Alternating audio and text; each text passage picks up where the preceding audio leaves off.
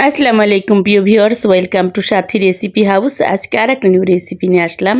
প্রথমে কিছু বোয়াল মাছ নিলাম।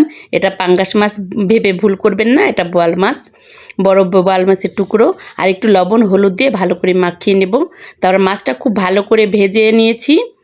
তারপরে ওই তেলে একটু পেঁয়াজ বেরেস্তা করে নেব। আর এদিকে একটা মশলা তৈরি করে নেব।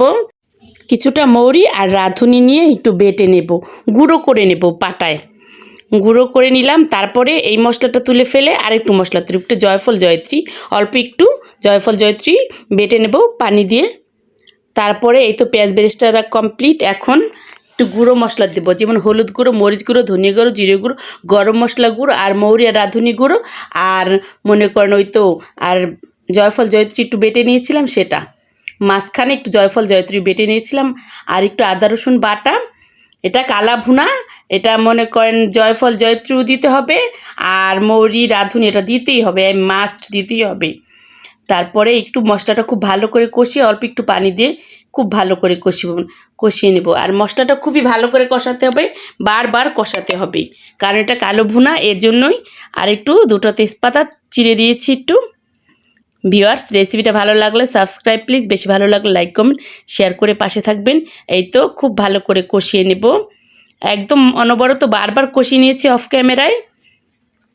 ভালো করে কষানোর এটাই মৌলি। তারপর এই তো মাছগুলো খুব ভালো করে ভেজে নিয়েছিলাম, এই তো মাছগুলো দিয়ে দিলাম। এখন পরিমাণ মতো ঝোল দিয়ে দেব। এই তো পরিমাণ মতো ঝোল দিয়ে দিলাম। ভিউয়ার্স, এটা বোয়াল মাছের কালো ভুনা, আপনারা নিজেরাও তৈরি করে খেয়ে দেখবেন।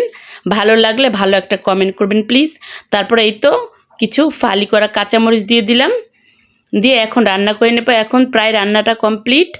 এখন একটু ভাজা জিরে গুঁড়ো দিয়ে দিলাম, দিয়ে এই তো আমার রান্নাটা কমপ্লিট, বোয়াল মাছের কালো ভুনাটা।